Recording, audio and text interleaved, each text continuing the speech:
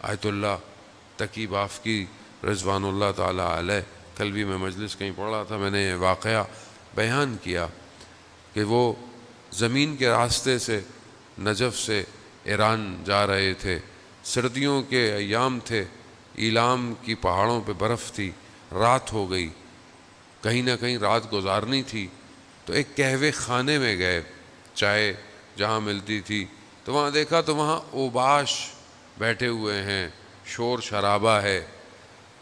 وہ جگہ ان کو مناسب نہیں لگی، لیکن کوئی جگہ تھی ہی نہیں، تو انہوں نے دیکھا کہ باہر درخت کے نیچے ایک نورانی شخصیت بیٹھی ہوئی ہے، اور انہوں نے کہا کہ تقی یہ جگہ تمہارے بیٹھنے کی نہیں ہے، تم ہمارے پاس آ جاؤ۔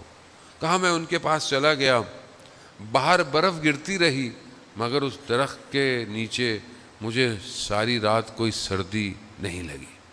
رات گزاری، صبح فجر کا وقت آیا، ان کے پیچھے میں نے نماز پڑھی، جب روشنی پھوٹی تو پھر انہوں نے کہا کہ سفر شروع کرتے ہیں۔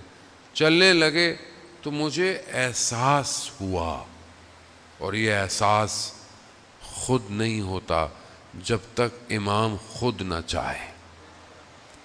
مجھے یہ احساس ہوا کہ یہ کوئی اور نہیں، یہ وقت کے امام ہیں۔ جیسے ہی مجھے احساس ہوا، مجھے امام نے کہا کہ اب آپ کو پتہ چل گیا ہے تو ہم آپ سے رخصت لیتے ہیں، اب ہم جاتے ہیں۔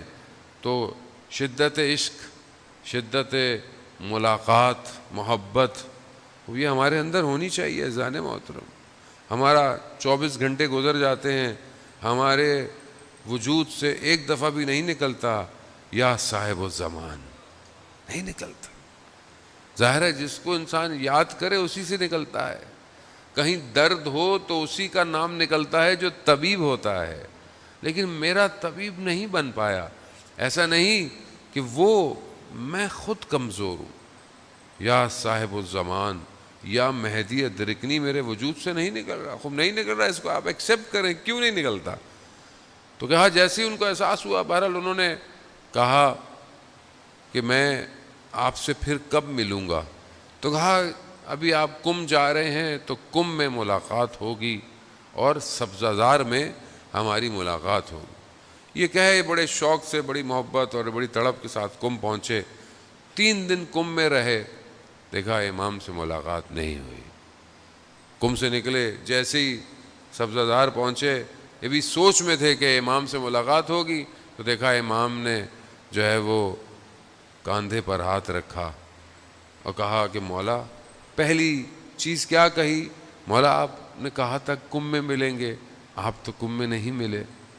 تو امام فرماتے ہیں ہم کم میں ہم تمہارے پاس کھڑے تھے جب تم حرم کے باہر کسی خاتون کو مسئلہ بتا رہے تھے، تو ہم تمہارے ساتھ کھڑے ہوئے تھے۔ عزیزان محترم، ہمیں نہیں پتا ہم کبھی سڑک میں، کبھی بازار میں، ہماری نگاہیں کہاں ہیں، ہمیں کیا پتا اس وقت ہمارے برابر میں ہمارا امام کھڑا ہوا ہو۔ خب یہ بہت ضروری ہے، یہ آپ کو محسوس کرنا ہے۔